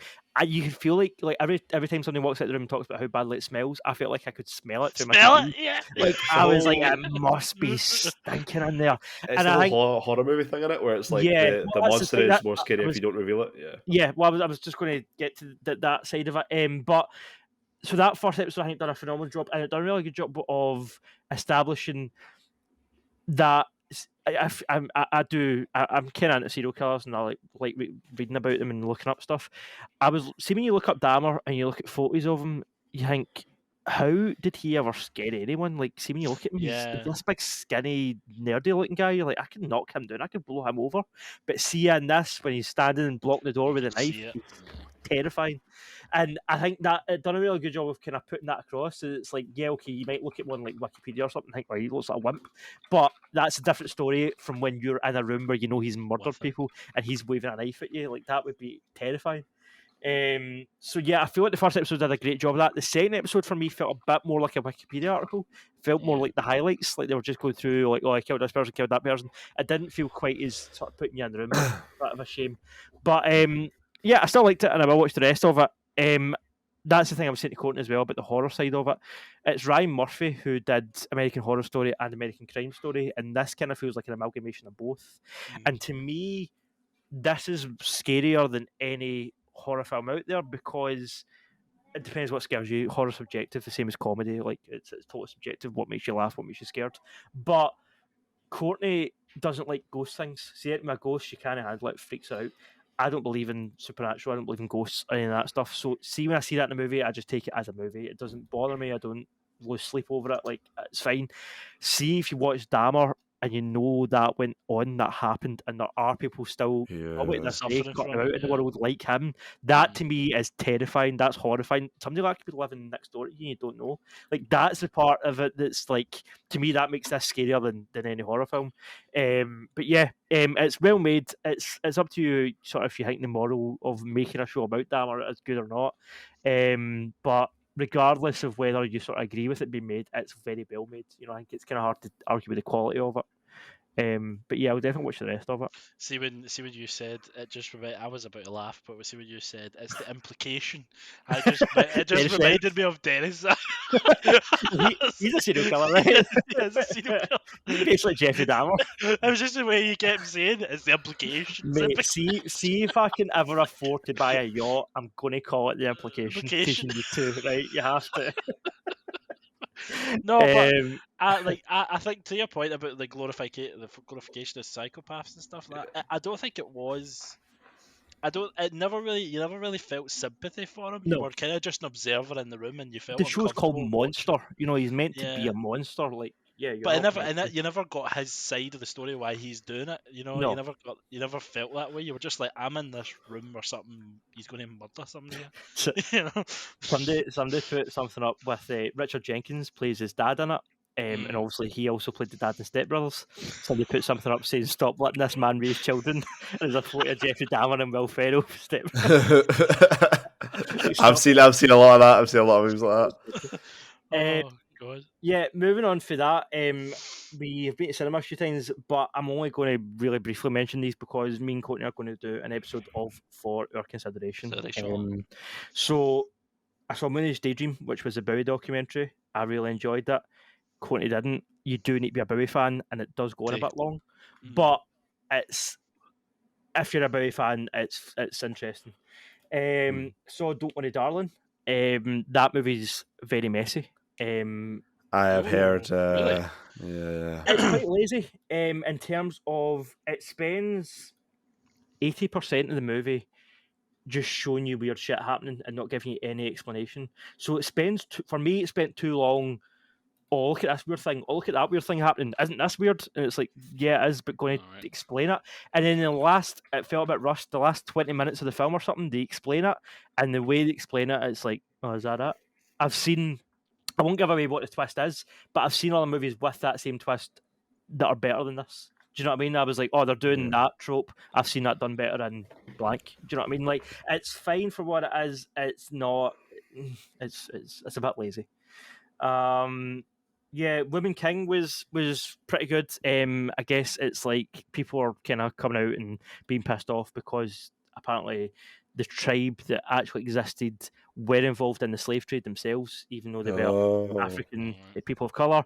But a lot of people are saying, like, well, Braveheart wasn't historically accurate, and this is kind of like Braveheart for Africa. Do you know what I mean? So if you think of it that way, it's a well-made, entertaining Hollywoodized movie. You know, it's based on true events, but really all you're going to see is Viola Davis doing these cool stunts. Like, if you think of it like that, then it's okay. But if you want to get into kind of moral implications of it, which as a white guy living in Scotland, I don't think I should, that's up to you. lastly, before we move on, I don't know if you guys have ever checked out Rick Rubin's podcast. Rick Rubin, if you don't know, is like legendary music producer. Produced first the Beastie Boys, but he's went on to work with like everybody. And he did an interview recently with Jack White, which was super interesting because I'm a Jack White fan. And in the middle of it, Neil Young just turns up. Like Rick Rubin, he just hangs about with like Paul McCartney and Neil Young. Like they're halfway through the interview and Jack White's talking and Rick Rubin's like, "Oh, hold on, I've got a wee phone call." And he's like, "Oh, hello, Neil." And Neil's like, "Yeah, I'm outside smoking a joint." And he's like, "Oh, come on in, I'm talking to Jack White." And now you've just got an interview with Rick Rubin, Neil Young, and Jack White. And you're like, "This is incredible, man! Like, what an absolute amazing life to live." But I really interesting episode. They spoke about the White Stripes. And they spoke about Seven Nation Army and how. One of the really interesting parts of it was that he's a Nirvana fan, so he's obviously kind of always been against the idea of selling out. But when a stadium full of people are singing your riff, you know, da da da da da da, he's like, it's impossible not to get a buzz off of that. So it was really interesting to hear him kind of going into all that. And if you're a Jack White fan, it was a good episode. And yeah, the podcast is called what's it called? It's really good. He did an episode as well with the Chili Peppers recently. It's not called the Needle Drop because that's Anthony Fantano's podcast. But regardless, if you Google Rick Rubin podcast, you'll find it. It's really good. With that said, have you guys seen anything else you want to talk about, or shall we move on to the topic? I'm happy to move on. Yeah. Massimo's like, going to just hurry up, man. I'm at my door. What time we go? There we go. So, yeah, we come on this podcast a lot and we sort of bash, well, I come on it a lot and bash things. I'm quite critical. So I quite like when we do a topic that is just inherently things that we like and positive stuff, which is what this part's going to be about. I don't know, shall we just do one each and see how we feel after that? If you want to do more than that, feel free. But basically, I want you to give me something that you think is an absolute perfect piece of art, perfect piece of media, and why it's a perfect 10 out of 10 and you wouldn't change anything about it. And even if I don't agree with that being a 10 out of 10, I want to believe that you think it's a 10 out of 10. I think that should be the goal of this segment. So, who wants to go first? I'll happily take the Chris, mantle. what is an absolute perfect 10 out of 10 for you? No, sit down. It's going to be. It is. I'll see if you can guess. It's a TV show. Okay. Oh, that's how I should guess. Right. Okay. TV show. What? Do charades. All right. Okay. This will be shit for audio listeners. Okay. All right. TV. Film. Hang Oh on. no, sorry. TV. Right, TV. Right. Okay. Horn. No. How many words, Chris? Oh, sorry. Oh yeah. If you don't play charades, then I like how we're playing charades on a podcast. This is the worst idea. 4 words. 4 words. Oh. Is this the first word? Oh, I've never played charades before. I don't know. I can see that, Chris. Is this the first word? This is the first word. Right. This is the first word. No. Pointy ears. Batman. Is it Batman animated series? Yes. Okay. It's Batman, but it's specifically Heart of Ice. The episode with Mick introduced Mr. Freeze. I think it's like halfway through, like episode. I don't even know. It's like episode 10 or something. It's not the first one, but it's just so. It's when you sympathise with a villain. That's the first time I ever watched something and sympathise with why a villain's doing something, and it was just. It was one of the perfect kind of storylines of this guy is actually broken and he's not doing it out of just being cruel. He's trying to save somebody he loved, and he's either been wronged. The way he looks at it, he's been wronged, and he's trying to take justice in his own way, which isn't the right way of doing it. And it was just a beautiful kind of. You could say it was just ice, Chris. It was frozen. Oh Jesus! That was gorgeous. That made me want to die. No, but that's. I don't know about you, but did you ever think about the animated series in your kind of mind, or was it in my mind that was a solid first pick when I thought about it? Well, I'm going to say here's a question for you, Chris. In terms of all the Batman media we've had, like the Arkham games and the Chris Nolan movies, and there's nothing. Is that the best representation of the character for you? I think BTAS is the purest. In my opinion, I think I could definitely give you Chris. It is definitely the purest representation. I think it is. Like Nolan series was great. What made the Dark Knight so good was the Joker in it. it didn't really focus on Batman. Really. It felt kind of weird in Batman. The Nolan says that he felt kind of weak. Anyway, I think it's just because you had a lot more time with him. Yes, there's some episodes that are absolutely bonkers and terrible in the animated series, maybe some of them. But it is kind of the purest form of it. But it's just the Heart of Ice one was one of the shows where I kind of stopped and rewatched it and kind of realised, oh, it's not just like cartoons drawn. This is actually storytelling. You're actually getting kind of an adult story in a kid's show. And it's no, when I actually rewatched it like probably a couple of years ago, I was like, oh my god, this is so much more depth than what I thought it was. Just playing my action figures when I was young, like, oh, it's like this is for adults as well. And it was just when I was watching kind of background knowledge on it, and Bruce Timm, the kind of director, the anime art director, he wanted this to be that kind of human touch to it. It's not this. He wants to bring these stories to life rather than just a guy kicking shit out of somebody. Everything Bruce Timm touches is tons of gold, man. Like Justice League Unlimited is one of my favorite. Was one of my favorite TV shows growing up. I thought it was fantastic. BTAS, all that kind of stuff. Like, I'm glad that Cape Crusader isn't 100% dead in the water. Yeah, because that's kind of getting sold. It could get sold. It's getting shopped around. Yeah. So it could. It could. Yeah. But hopefully. Well, I don't see. That's one thing. Like, it's weird. Like, even if like that, see if the Cape Crusader it was terrible, say, it wouldn't damage anything. Yeah. Like you were saying with the Planet of the Apes, Danny. Like you were saying, if this movie came up, the new movie came out and it was just a cash grab, it would damage the trilogy. It is kind of something that's kind of living its own world. The animated. What did you say, Massa? It's like you say the acronym ATAS? Oh, BTAS. BTAS. Sorry, BTAS. Like, there's nothing anybody could say that could actually damage that show for me. It's a perfect 10 out of 10 for me. But that episode itself really showed... Put it this way, a 20-minute show and you got that much depth of a character. You got his reasons, why he wanted to do it. He got the threat was there. It was the first time he was introduced. And probably about 5 minutes was just dedicated to that. And the whole 6 hours of Lord of the Rings couldn't do of a 6 billion TV, like a $500 million TV show, couldn't do that. And they done that within like 7 minutes of a cartoon animated show. So it's not about money. It's about it's heart. About the people you get to tell the story. Exactly. Any rebuttals? No, 100%. Actually, look at Danny rolling his eyes. He's like, "Oh, no. He would have chose that one." No, I grew up with animated series as well, and I do have a lot of nostalgia for it. It's something that I probably should go back to. Same. But I haven't. Like, I've not watched Heart of Ice. It's too long, man. It's 8 or 7 years old. Do you know what I mean? Like, I really should go back because it gets all this praise, and apparently it's aged well, and it's still a great story, and it's still the best Mr. Freeze story, and whatever. And I'm like, I should really go back and watch that at some point because I remember it's in its wee own time zone of like Art Deco, and it's kind of in the future, but kind of retro. It's not, and it's not in a time period. Like, say if you were to look at, I was going to say maybe the kind of Tim Burton movies, maybe.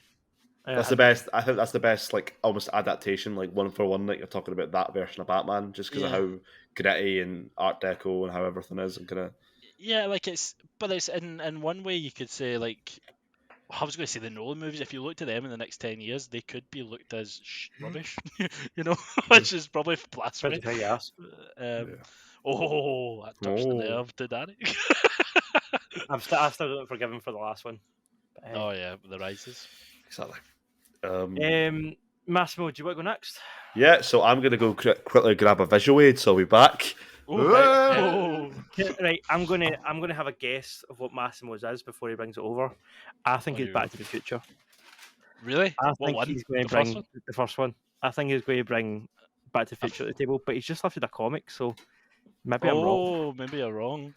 I'm going to say something. That nerd would make us talk about our book. So in my hands, I have one of the greatest comic books ever written. On you go. I'm ready. Guess what it is?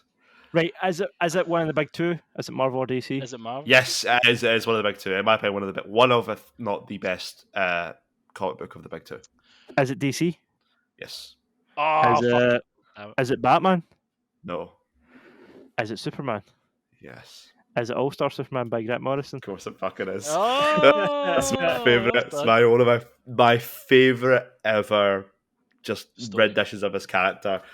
And if we're going for specific issues here, see if I can remember which one it is. Also, Oh, do you get a Oh, signed? that's nice. Is that signed by Frank. that's Morrison and Quaitley. Grant Morrison's? I Both got of that. them? I got that signed when I was 10 years old. Oh, that's cool, man. Was Terrible that Comic Con animation? in Glasgow. Right. Oh, that's cool. Sorry, Well, but both of them are yes, Scottish, right? Both yeah, Quaitley and both Morrison. Quaitley and Morrison are Scottish. That must be worth quite a pretty penny if you want to put that on eBay. You know? I couldn't part with it, man. It's not in bad condition. know, It's that's a wee bit. It's a wee bit beat up, but it's one of those. It's like a collected. I wouldn't sell that either. Nah. That's cool, Yeah. man. So specifically, if we're talking like actual issues, I'll find it now. I'll tell you which issue it was because it's. Let's have a quick. Because that's the end of that one. So this is that volume 1 you've got in your hand, or is that volume 1 and 2 together? It's volume 1 and 2 together. Yeah, Yeah, so it's the double, full, right, full okay. story. It's the full story. Yeah, It's the collector's edition or the ultimate edition, whatever it's called. So episode 6, Fury Road in Smallville, is the best issue of this series, and it is the issue where Pa Kent dies. Yeah. Oh, And Yeah. you have Superman racing against time, and then he ends up fighting with a bunch of different versions of himself, which you don't find out to the end of the comic. And it turns out that that's like it's something that has to happen, and it just gives a weight to the Captain Superman. You know, he can't save everyone. Yeah, just one of the best issues ever written. This whole series overall is fantastic. You have to go read it, even if you're not a fan of Superman, because I know people hate Superman. I love Superman to bits. All Star is incredible, and it's There's a few moments in that book for me that really stand out. I agree. For me, the highlight of that comic is that moment where Pa Kent dies. Because that entire issue is like, this kind of middle issues, hanging out with Lois Lane, blah blah blah blah blah. The frame of him flying as fast as he possibly can and knowing that he's not going to get there fast enough, that pure sticks in my mind, man. That is an incredible. The way it's drawn and the way it's written is just. Yeah, so it's interesting. It was always we are human beings, but it's always like the most humid, dark periods you connect with a person. Even though it's Superman, he can't save everyone. So literally, you can see the anguish on his face. And stuff. I can save everybody. It's literally what he says. I can see, and he's like fucking at my miles an hour. I can't and then also there's the. As well. Oh man, there's a point in the comic as well where he is talking a girl off of the ledge who also phenomenal. Again, that scene. It's interesting that both these scenes kind of tackle the idea of Superman's powers, because a lot of folks say that that's what makes Superman quote unquote boring. I don't think that. I think that's just bad writing that makes him boring. But hey, but both that scene where it proves that Superman with all his godlike powers can't stop a heart attack. Just in that same sense, Superman with all his powers can't stop someone that's suffering from manic depression and on the verge of suicide. The thing that can stop that is speaking to having them a conversation on a human level. rather than using and the fact that Superman's able to do all this incredible shit, like stop a speeding train or fly at the speed of light or whatever the hell he does. He can also have this connection with a stranger doesn't know and be this kind of inspirational touch point. It also was kind of parodied in the last season of The Boys. So I was gonna say that's my thing. It's got that. Yeah, that's the point. The framing of the story as well. Because I don't know if have you read it, Chrissy? No, I've not. I've not read it. No, you really? I've heard it for its. I'll not spoil it, but no, you go. Within the first few pages, you Lex Luthor's plan. So the way comic book opens is basically there's a team that is sent to a research team is sent to the sun to take a bit of sun to use as like renewable energy, that kind of stuff. And it goes horribly wrong because Lex Luthor gets involved and has this like weird fucking basically like a thing he can control from his prison cell that's on the ship, and Superman comes and save him.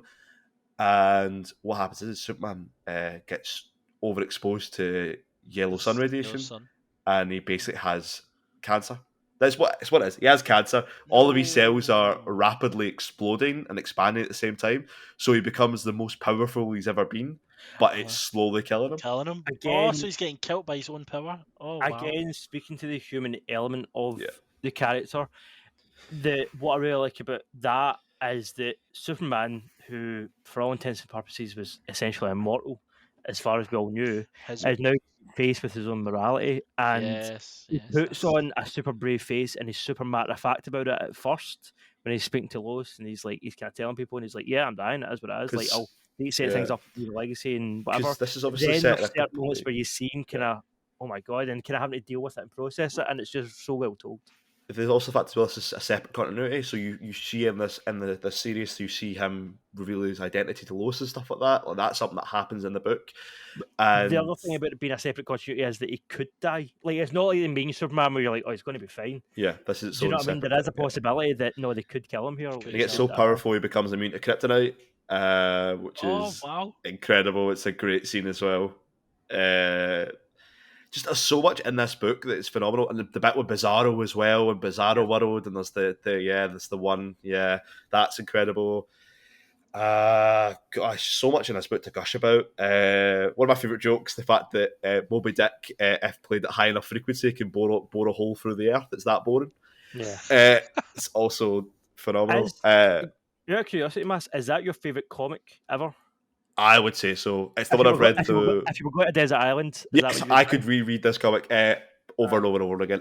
Best Jimmy Olsen story as well. The Jimmy Olsen thing when he turns it, that's also phenomenal. There's so many good little bits in there that are like side stories and stuff that also work really, really well. And it also, even though it's got all these side stories, it doesn't drag. It doesn't feel bloated. That's what I like about it. It's still breezy, even though it feels like an established universe. Do you know what I mean? And that's a sign of good writing as well. Out of curiosity, is it Metallo? I think it's Metallo. Is he the guy who exposes himself to kryptonite and he can beat him? Who is the guy? That's Metallo has the a kryptonite heart because he's half cyborg guy. Is that when he realizes that he can't? No, it's even funnier than that. It's him and Lois are in the Fortress Solitude, and Clark has all these scans of her body. And she freaks out and runs to the weapons room and picks up a kryptonite ray and shoots him in the chest. And he's like, "Oh shit! Oh, I'm all right. I'm good." he's like, "Oh, well, that's new." Cheers him over. He looks down. He's like, "All right, cool. I guess I didn't know that was going to happen. I got lucky." And you end up getting a really good issue. That's the follow issue that where you have Lois Lane with superpowers, which is also really, really cool. It's a lot of really good stuff in the book, and there's lots of twists and turns. And cameos as well from different characters. It's one of the best comic books ever written. And it just has some of the best framing, the idea. I definitely think there was supposed to be a sequel to it, but they never wrote it. Yeah.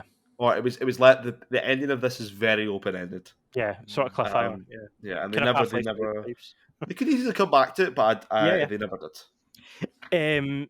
I also love the characterization of Lex Luthor in the book as well. That's one of my favourite versions of that character. It's great. He's petulant. He's terrible. He's like, he's so childish, and he's so like he's got such wee man syndrome. Like he feels like you can tell he feels so incompetent next to Superman, and he's constantly trying to prove himself and one up, Clark, and Clark just doesn't care, but he has to like, oh no, I need to do this, I need to do that, and he's quite sad and pathetic in it actually, but also utterly psychotic behind the scenes, and then when he comes into the public, he's this put together businessman. And like Superman's got an alter ego of Clark Kent, it's almost like Lex Luthor's got two personalities as well. He's got an alter ego, one for the public, one for behind the scenes. Massimo, just a wee side point. I don't know, have you read a book called Superman for All Seasons? No, I haven't. If the sort of farm man Park Kent stuff appeals to you, I would highly recommend that. It's written by Jeff Loeb and drawn by the late great Tim Sale. Oh, phenomenal! Loeb and Sale, man, phenomenal. Yeah, exactly. That's teamwork. Again, probably you touched turns to gold. Everything they worked on. But yes, the Superman for All Seasons, it takes you through the seasons, the 4 seasons of the year, and it kind of shows you the progression of this small southern farm boy to this kind of successful city journalist, while also being Superman on the side, and it got a lot of great kind of touching family moments in it as well. And For All Seasons is a great book and quite a sad book in the way that a lot of Loeb and Sale stuff's quite melancholy, like Spider-Man Blue as well. for all Oh, did they write Blue? Ah, okay, fair enough. Spider-Man Blue is also great as well. Yeah, it's got that But same yeah, sort of vibe, that kind of tragic, that's nostalgic. But for yeah, my show and tell. That's got me here. cannot go wrong. Okay, How so about you, Dan? since Chris has picked a TV show and Massimo's picked a comic, I'm going to go with a movie. There we go. No, I'm Cover all the mediums today.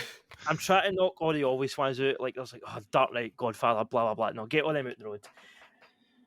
This is like a pure indie movie. Don't get me wrong. Have you guys seen Prisoners? Starring Hugh Jackman and Jake Gyllenhaal. Oh, that's deep cuts. That's a good movie. That to me is a perfect movie. It's you kind of know in hindsight it's going to be great because it's directed by Denis Villeneuve, who Crazy bastard. his work, everything he's worked on has been brilliant. I didn't love Dune, but even then, if that's your worst movie, then you're doing something right. Yeah, you know what I mean? Like, it's not that you know, bad. when you think about like Blade Runner 2049 and Arrival and and some of these and all these other movies he's worked on, everything's been absolute gold. And for me, Prisoners is his best. Prisoners was a bit of a surprise to me because it was kind of before I started following his career as a director. Just a movie I kind of went to see and was absolutely blown away at how incredible the acting was, the writing was, the sort of slightly dark, depressing tone of it, but so well told, and the desperation of a parent trying to get their child back. Like, there's so many heavy themes in it. It also serves, every time I watch it, it serves as a great reminder. Topic Hugh Jackman, who we mentioned earlier, as Wolverine. Yes, he's Wolverine. We all love him as a superhero. You kind of almost sometimes forget he's an incredible actor. Yes. Like, it's easy. I think when you watch superhero movies, it's kind of like, yeah, they play a superhero, like, it is what it is. Like, they get in shape and then they read their lines. But no, in this film, the performance he puts in is very emotional, incredible. It's so heart-wrenching and really dark. Like, he's borderline alcoholic, he's somewhat religious, but then he's kind of losing that because his kids have went. This nice friendship that he's got with it's Viola Davis and it's not Cuba Gooding Jr. It's Terrence Howard. Plays the other parents. This kind of nice, happy relationship they've got absolutely crumbles when the kids go missing, and it's up to the son, who's a kid for 13 Reasons Why, to kind of keep the house together because Maria Bello plays his wife and she's just absolutely losing it. She's just, every scene she's in, she's just sobbing her heart out, which is what a mother would do, for kids missing. Paul Dano is incredibly creepy in it. As a sort of slightly off, almost Jeffrey Dahmer type. It's also is the guy who plays the Russian guy in Ant-Man in it as well. I can't remember his name. Yes. David Dalsmashian. Yeah. He's again incredibly creepy in it, and the twist. Spoilers for the movie, right? The twist at the end turns out that Paul Dano and David Dalsmashian's character are both ex-kidnapping victims. They're kids that have been taken away from their parents and raised by this insane couple, in this horrible way that you kind of find out more about as it goes, and that's why they're so messed up and twisted. Because at first you're like, is Paul Dano a bit like slow mentally? Is he not all there? It's like, no, it's just trauma. It's just like absolute trauma for being raised by these psychos. Jake Gyllenhaal the cop in that? Jake Gyllenhaal is Detective Loki, Again, an incredibly interesting character who I would love to see another movie. See if you've done another movie just based on him. In our case, he works on that character. I'd love that. A kind of side quote to this. Because he's this detective. He's never lost a case, but you can tell he's got a past. Like, he's got all these kind of tattoos on his knuckles, and he's the way like he puts his hands through his hair in a certain scene, and you can tell there's so much weight in his shoulders and there's so much pressure, and again, Gyllenhaal. It's quite easy to forget. I think you just think, he's in certain movies, whatever. He's an incredible actor as well. Prisoners to me just an absolute 10. That end scene as well with the way it ends is just, like Chekhov's gun with the fucking whistle, basically. Well, when I was pitching some topic ideas for the show during the week, one of the ones I mentioned was like ambiguous endings, and this is one of my favourite ambiguous endings because you've got him in the basement, I guess, or whatever it is, blowing the whistle, and then you've got he definitely hears them. I think he definitely hears them. I think he does, but is that just because you want to think that? Exactly, or is it after everything it went through? But it's just it's an incredible film. And I love that tone. Do you know what also kind of reminds me of in tone? It reminds me of Seven by David Fincher, and also slightly of Heavy Rain, that PS3 game by Quantic Dream. Jason. And Jason. But it's got that vibe. Again, that's a it's a game about a kid going missing and a dad having to go through all this shit to get them back. It's similar. But yeah, like the way that I love the way that Jackman's character just goes through like 0 to 60. Like he goes through this kind of like God fearing good citizen to like tying a guy up in a shower and scalding him. Like it's just the change, and then he's like, I don't know. And there's a certain scene as well where he's at the house, and I think Paul Dano's like in the shower, and Gyllenhaal sees him go in, and you don't know if Jackman's clocked at Gyllenhaal sees him going in, but then when Gyllenhaal comes in, Jackman's lying as if he's slept the other night and he's got a bottle of booze, and it's as if he's just this kind of like burnout, depressed dad. Yeah. And he manages to convince him. He's like, why are you here in this empty house? And he's like, I had to get away from my own house, and the wife's always crying. And again, Jackman's so convincing that even though Gyllenhaal kind of thinks there's something right here, his acting's so good that you're like, I know what's going on, and I almost believe him. Like, do you know what I mean? It's a showcase of the performances and the direction, and it's a brilliant film. See, like, just destroy that film altogether. Like, see, Jake here would go if Jake Gyllenhaal. Well, they do find him. They do find Paul Dano in the shower eventually.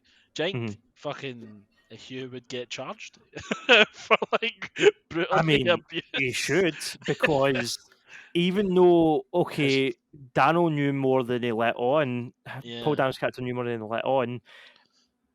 He was also a victim of horrible abuse, and it wasn't him that was responsible for actually taking. Well, he might be the ones that took the kids, but it wasn't his idea. Yeah, he's an accomplice. He's not the root evil. He's not the cause. He's guilty by association. So it's like he's just tortured a guy that's just kind of been maybe pressured into doing this. And that's I love films like that as well that kind of make you morally question. You're like, is this whose side are you on? Like, how far is too far? Where's the line? Where do you cross the line? I know it's your kids, but how far do you go to? Do you torture a man? Like, it asks all these questions, and it's phenomenal. What a film! Watch if you've not seen it, watch that. It's always those kind of like it goes to like the killers that are like kind of awkward is the most scariest ones because you don't see it coming. It's like Dahmer, like you don't see him, you would just see him as a normal guy. That's the more scarier ones when it's like an actual physical threatening person. You're like, oh right, okay, I know he's coming to kill me. But like, if it's just a guy, even scary. Then the scariest like human monster characters like that, I think one of them is John Goodman's character in 10 Cloverfield Lane, and that's because he manages to do both. He is also John Goodman's a huge, wide, tall man, but he's also got this. There's something off about you, mate. Like he sells that side of it as well, and it's just such a good balance. That's not really good. I would maybe say 10 out of 10. You can question the ending, but see, David, I can't even say his second name, but it's like Dash. Duchovny? No. No, he's the guy who's the guy in Suicide Squad. He was aye. Man. He's always this kind of weird, creepy cat. He's just typecasting it to be that kind of guy. Like, he's the kind of creepy energy. Do you know he made a movie? I've not seen it. He made a movie, I think, was it last year or the year before? He was an ex-heroin addict, believe it or not. Like, he was on the brink of death at a certain point, and he's managed to go to rehab and get his life together, and now he's a hugely successful actor. So I also really like that, hearing stories like that. But he made I think he made a movie where he's like the lead, or he's a lead villain in it, which I think he's a kind of creepy, maybe I don't know if he's a serial killer or just a weirdo, but I want to see that, because as much as I love his reappearances, I always feel like he's underused. Like in The Dark Knight, he's in it for 2 seconds with Harvey Dent, and it's an incredible scene, but he's only in it for a split second. Same with Prisoners, he's only in it for 2 seconds, and then that scene where he gets the gun in the interrogation room and, spoilers, shoots himself through the mouth. That is a shocking scene. Like, it's so sudden, and you're like, and he's drawing the mazes and stuff. And then obviously in Suicide Squad, although I didn't love that film, he was probably the best part of it. And again, he wasn't the main character, so I think I would really like to see something where he is the main character. I'm going to actually look that film out. I can't remember what it's called, but I'm going to give that a go, because he's great. And again, I would watch anything he does or anything he's in, because I just think he's got something unique. But he's also different. Do you know what I mean? There's not many that can do what he does, I don't think. Yeah. Well, is that his star out of 10s? That's our 10 out of 10s. Is there anything you want to kind of touch? Anything else you want to touch on? Or are you happy just with honourable mentions? I mean, like I said, 10 Cloverfield Lane could be one. See, it's hard to talk without doing the obvious ones. Like we were talking Yeah. about this in the chat, and Jared was like, "Don't just talk about Terminator 2 and Spider-Man 2 and the Exactly. Thing You don't want and to the do ones that. he's always." And I was like, "Yeah, okay, we do always talk about those." But yeah, I don't know. It's hard. It's hard to be Do you something. know? Do you know what was a great movie The that Last of I Us game. I'd say that's a Yeah, 10. Last of Us, Paul Master, other. The first Aye. game. That's a 10. Zodiac? Have you ever watched the Zodiac? Zodiac is also fantastic. I would say that. Well, Brilliant yeah, film. I love that film. I love Anything David Fincher does, man, is Yeah. beautiful. Like it's Yeah, just it's gorgeous. Again, talking about people that don't want to make bad films. Yeah, David Fincher. He's Yeah, he's up even there. I've like not watched the Max yet. Social Network one. Social Not really Network's interested in incredible. it. I was Incredible. like, I love that. Me too. And Eisenberg and Garfield as well. The two of them are incredible in that film. Yeah, that's great. Yeah, it's a good one. Yeah, so let us know your 10 out of 10s in the comments. If Yeah. you've got something that you think is incredible. Also, let us know how you Let feel us know. about everything we spoke about in the news, like Jackman coming back as Wolverine and stuff. And if you've got any suggestions for ideas for future episodes, let us know. Yeah, And give us a like on Facebook, give us a like and a comment and a subscribe on YouTube. Podcatchers, you can subscribe and leave us a review. And follow us on, I think we're on all socials, Insta, Facebook, Twitter. Yeah. We'll be sharing episodes and you can keep up with everything there. There we Thanks go. for joining us tonight, lads. That was a good chat. It was fantastic. Nice to see I you. liked having the Google Doc tonight and being quite professional and go through the news that way. We peep behind the curtain. No one would just absolutely wing this show and fly by the seat of our pants. You So wouldn't be it's able to quite tell, nice would you? Yeah, No, I you wouldn't be wouldn't, able to right? It's quite nice having something to refer to. But yeah, thanks for listening. We'll be back next Thanks week so to talk much. about something else, maybe horror related since it's spooky month. But we'll see. Spooky. Yeah. It's tax season. No, I'm not going to do that. That's not our That's a joke. Weird Planet That's joke. not our joke. That's the planet. It's all right. Just. Yeah, all the best, folks. Math, do your line. See you Oh, we'll see you on the next page. It doesn't see when I need to force it. It's just I don't know. It's forced. I like the natural you stuff, but hey, we'll get there. I feel like I'm just holding you out and asking you to. That's it. Oh. Go. Go. Let's go. Right, catch. Oh God. Oh, for fuck's sake. Oh my God. That was We always take it too far at the outro.